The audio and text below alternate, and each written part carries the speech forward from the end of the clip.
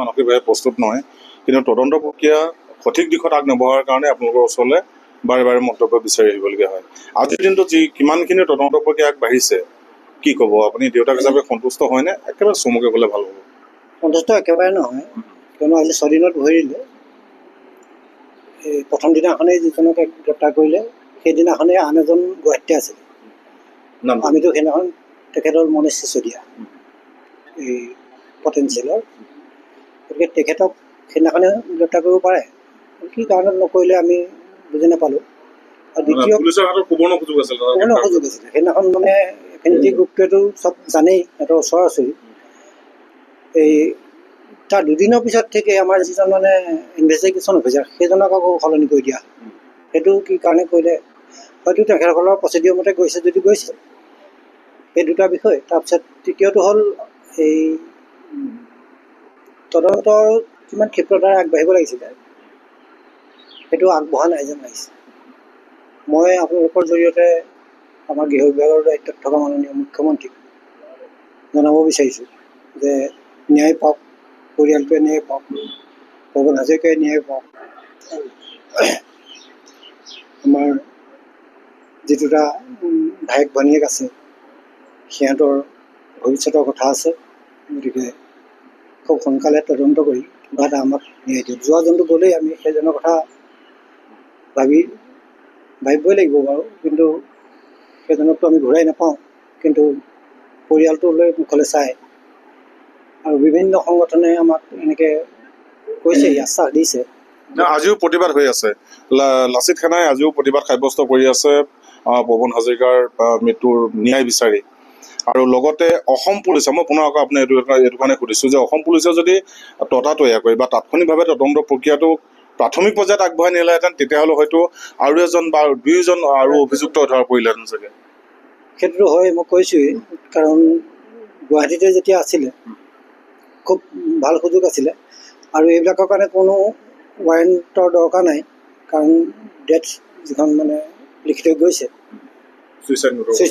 Suicide নোটত লিখা মতে arrest কৰিব পাৰে, তাৰপিছত নিৰ্দোষী হ'লে এৰি দিব পাৰে। কিন্তু সেই প্ৰক্ৰিয়াটো কিয় নকৰিলে মই কথাটো মানে বুজিব পৰা নাই। হৈ আছে তদন্তৰ নামত কি ক'ব আকৌ এবাৰ, আজি যিহেতু 6টা দিন পাৰ হৈ গ'ল? মই ক'ব বিচাৰিম যে আমি ঘৰখনৰ মানুহখিনি বা পৰিয়ালৰ মানুহখিনি ইয়াক লৈ পেলাই অকণো সন্তুষ্ট নহয়। কাৰণ মানে প্ৰথম দিনাখন আমি যিদিনাখন দেখিছিলোঁ যিখন ইনভেষ্টিগেশ্যন অফিচাৰ আছিলে, তেওঁ আছিলে যথেষ্ট মানে সক্ৰিয়। তেওঁ বহুত মানে প্ৰথম দিনাখন পৰাই আমাৰ লগত বহুত ভালকৈ কথাখিনি আমাক পাতিছিলে, আমাক কথাখিনি বুজাই কৈছিলে। কিন্তু এতিয়া নতুনকৈ যিজন ইনভেষ্টিগেশ্যন অফিচাৰ তাত নিয়োগ কৰা হ'ল, তেওঁ অকণো কথাবিলাকক মানে আমাকতো একো ইনফৰ্মেশ্যন কৰাই নাই।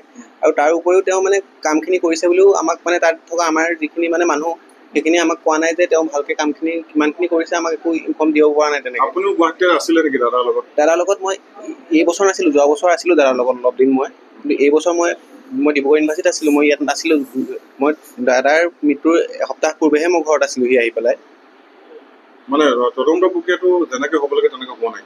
আমি ভাবিছোঁ তদন্ত প্ৰক্ৰিয়াটো যেনেকৈ হ'ব লাগে তেনেকৈ হোৱা নাই। আৰু তদন্ত প্ৰক্ৰিয়াটো হৈ থকাৰ মাজতে যেতিয়া মানে যিজন ইনভেষ্টিগেশ্যন অফিচাৰে প্ৰথমৰ পৰা কামটো চলাই নিছিলে, তেওঁক হঠাৎ সলনি কৰি দিয়াক লৈ পেলাই আমি অসন্তুষ্ট।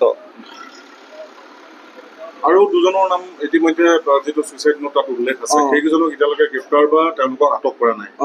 আমি সেইটো বিষয়টো ক'ব বিচাৰিম যে আমি শুনামতে প্ৰথম দিনাখন বিকাশ চিচোদিয়া তেওঁ গুৱাহাটীতে উপস্থিত আছিলে। তাৰপিছত তেওঁলোকে কৈছে যে আমি যেতিয়া মানে মোবাইল নম্বৰ ট্ৰেক কৰিছোঁ তেতিয়া তেওঁক ৰাজস্থানত পোৱা গৈছে বা ইয়াত অসমত পোৱা হোৱা নাই। আৰু ইজন দিল্লীত থাকে, তেওঁক মানে প্ৰথম দিনাখন তেওঁৰ লগত মানে কথা পাতিছোঁ, কিবা তেনেকুৱা কৈছিলে। তাৰপিছত কিন্তু তেওঁ এইটো কথা কেতিয়াও উল্লেখ পোৱাই নাই যে বাকী দুজনৰ লগত কি হৈছে, বাকী দুজনক মানে লগত আনিব বিচাৰিছে নে নাই বিচৰা, একো আমি গমেই পোৱা নাই সেই বিষয়ে। ইতিমধ্যে লাচিত সেনাই প্ৰতিবাদ সাব্যস্ত কৰি আছে। অসমৰ দল সংগঠনেও এই ঘটনাটোক একেবাৰে সহজভাৱে লোৱা নাই, প্ৰতিক্ৰিয়া প্ৰকাশ কৰিছে। আৰু কিবা আপোনালোকৰ পৰিয়ালৰ ফালৰ পৰা শেহতীয়াকৈ চৰকাৰ বা দল সংগঠন কিবা আহ্বান জনাব নেকি? মই ইমানটোৱে ক'ম যে সকলোৱে অকণ সহায় কৰক, ন্যায় পোৱাত আমাক অকণমান সহায় লাগে। আমি সকলোৰে সহায় বিচাৰিছোঁ। আজি 6টা দিন পাৰ হৈ গ'ল, অথচ তদন্তৰ নামত বিশেষ ফলাফল একো নাই, মাত্ৰ এজনক গ্ৰেপ্তাৰ কৰিছে। কি ক'ব আকৌ এই মুহূৰ্তত? আমি দেখিয়ে আছোঁ আপোনালোকৰ যিখিনি মন্তব্য আমি সামাজিক মাধ্যমতে হওক বা বিভিন্ন ক্ষেত্ৰত পাই আছোঁ। পুনৰবাৰ আমাৰ জৰিয়তে কি ক'ব? হয়, আচলতে মই যোৱা কালিলৈকে সামাজিক মাধ্যমত ইমান বেছি উপলব্ধ নাছিলোঁ। কালি সন্ধিয়াৰ পৰাহে মই উপলব্ধ হৈছোঁ। যেতিয়া মই মোৰ খবৰখিনি পাইছোঁ, সেই সময়ত কোনো ধৰণৰ দল সংগঠন বা ডাঙৰ ডাঙৰ মিডিয়া হাউচ, নিউজ চেনেলসমূহতো এই বাতৰি সিমান প্ৰভাৱ পৰা দেখা পোৱা নাছিলোঁ মই। গতিকে ময়ো কাৰোবাক ফোন কৰিছিলোঁ আৰু মই নিজেও লিখিছিলোঁ। তাৰ পাছত কিছু ক্ষেত্ৰত সঁহাৰি পাইছোঁ যদিও সেই সঁহাৰি আচলতে গোটেই তদন্ত গোটেই ভাল হোৱা নাই। তদন্তৰ প্ৰক্ৰিয়াটো খুবেই লেহেমীয়া হৈছে, গম পাইছেই। 3জন অভিযুক্তৰ নাম স্পষ্টকৈ লিখি থোৱা যোৱা হৈছে। অংকিত কুমাৰ, যিজনক সেইদিনাই গ্ৰেপ্তাৰ কৰা হৈছিল, কাৰণ তেওঁ সেই সময়ত অংকিত আগৰৱালক সেই সময়ত তেওঁ ঘটনাস্থলীত উপস্থিত হৈছিলে। তেওঁক তাৰ পৰাই উঠাই নিয়া হৈছিলে। তাৰ পৰৱৰ্তী পৰ্যায়ত যি পটেঞ্চিয়েল আৰু কনচেপ্টৰ স্বত্বাধিকাৰী বিকাশ চিচোদিয়া, তেওঁৰ নাম স্পষ্টকৈ উল্লেখ আছে। তেওঁক কোনো ধৰণৰ এতিয়ালৈকে গ্ৰেপ্তাৰ প্ৰক্ৰিয়া হোৱা নাই। দিল্লীত থকা নিলয়, যাৰ নাম স্পষ্টকৈ লিখি থৈ গৈছে, যিয়ে অনলাইন যোগে দাদাক মানসিক হাৰাশাস্তি প্ৰদান কৰিছিলে বুলি দাদাই লিখি থৈ গৈছে, সেইজনকো কোনো ধৰণৰ কোৱা নাই। আৰু সেই উপৰিও দাদাৰ ইমান ডাঙৰ এটা ষ্টাফ, এটা স্বত্বাধিকাৰী সেই অনুষ্ঠানটোত, তাত বিভিন্ন ব্যক্তি আছে। সেই সময়ত 3জন ব্যক্তিৰ নাম উল্লেখ কৰিছে যদিও সোধ-পোছ কৰিবলৈ আৰু বহুত ব্যক্তি আছে। সেই ব্যক্তিসকলক কোনো সোধ-পোছ কৰা হোৱা নাই। সেই ব্যক্তিসকল আজি ক'ত আছে, ক'লৈ গৈছে, তাৰ তদন্ত হয়তো আৰক্ষীয়ে কৰা নাই। আৰু আমি জানিব পৰা মতে সেই তদন্তৰ আমি থকাৰ সময়ত যোনজন ইনভেষ্টিগেশ্যন অফিচাৰ আইঅ' আছিলে, সেইজন বেলেগ আছিলে আৰু বৰ্তমান এগৰাকী অন্য অফিচাৰক সেই তদন্ত দিয়া হৈছে। যোনজন ব্যক্তিৰ লগত, যোনজন আইঅ'ৰ লগত আমাৰ পৰিয়ালবৰ্গৰ কথা পাতি আহিছিলে, সেই ব্যক্তিজনে আমাৰ কথাখিনি গুৰুত্ব সহকাৰে লৈছিলে। তাৰ পাছততো আমাৰ পৰিয়ালবৰ্গ আমি লখিমপুৰলৈ উভতি আহিলোঁ। বৰ্তমানৰ আইঅ'গৰাকীক আমাৰ পৰিয়ালৰ ব্যক্তিসকলে লগেই পোৱা নাই। গতিকে সেই আইঅ'গৰাকীৰ লগত আমাৰ মুখামুখি হোৱা নাই, কাৰণ আমি গুৱাহাটীত নাই আজি। গতিকে আমি নথকা অৱস্থাত সেই আইঅ'গৰাকীক সলনি কৰা হ'ল। সেই আইঅ'গৰাকীয়ে বৰ্তমান কি কৰি আছে, কি পদক্ষেপ লৈছে, আৰু পদক্ষেপ একো লোৱা নাই, কাৰণ 2জন ব্যক্তিৰ নাম স্পষ্টকৈ থকা ব্যক্তি 2জনকে গ্ৰেপ্তাৰ হোৱা নাই। গতিকে অন্যসকলক কি কৰিছে আমি নাজানো। আৰু এই ক্ষেত্ৰত এনেকুৱা হৈছে নেকি যে এটা একেবাৰে সাধাৰণ আত্মহত্যাৰ দৰে ঘটনাটো সামৰিব বিচাৰিছে নেকি অসম পুলিচে? ঠিক তেনেকুৱাই হৈছে নেকি? হয়, এইটো এটা সাধাৰণ আত্মহত্যাৰ ৰূপ দিয়া হৈছে। কিন্তু এই আত্মহত্যা হয় যদিও ইয়াক বাধ্য কৰোৱা হৈছে। মোৰ দাদা মানসিকভাৱে ইমান দুৰ্বল নাছিল যে সি ভাগি পৰিব, তাক আমি দেখিছোঁ। আজি আমাৰ গাঁৱৰ এটা অনুষ্ঠান হওক, মোৰ একেখন বিদ্যালয়তে আমি পঢ়ি যোৱা, সি নহ'লে এখন সভা সমিতি নচলে। সকলোৰে প্ৰিয়, সি সকলোৰে লগত মিলা মিছা কৰিব জানে, সি কথা ক'ব জানে, সি মানুহক নিজৰ কৰি ৰাখিব জানে। সেই ব্যক্তিজনক কিমান বেছি মানসিকভাৱে শাস্তি দিলে বা কিমান নিকৃষ্ট মানৰ মানসিক হাৰাশাস্তি দিলে সি সেই পন্থা ল'বলৈ আমি ভাবিবও নোৱাৰোঁ। দাদাই অংকিত ছাৰক, আজিও মই অংকিতক ছাৰ বুলিয়েই কওঁ, আজিও সি লিখি থৈ যোৱা নোটখনতো অংকিতক সম্বোধন আপুনি শব্দৰে কৰা আছে। গতিকে তাৰ অংকিতৰ প্ৰতি সন্মান কিমান আমি তাতেই দেখিবলৈ পাওঁ। গতিকে সেই গুৰু এজনে তাক দিয়া হাৰাশাস্তিখিনি সি সহ্য কৰিব নোৱাৰিলে। 3জনকে যদি গ্ৰেপ্তাৰ কৰা হয়, যিটো নেকি চুইচাইড নোট লিখি থৈ গৈছে, তেতিয়া আচল ৰহস্যটো চাগে পোহৰলৈ আহিব, বা তেতিয়া তদন্ত প্ৰক্ৰিয়া সঠিক দিশত গৈছে বুলি আপোনালোকে ভাবিব পাৰিব চাগে।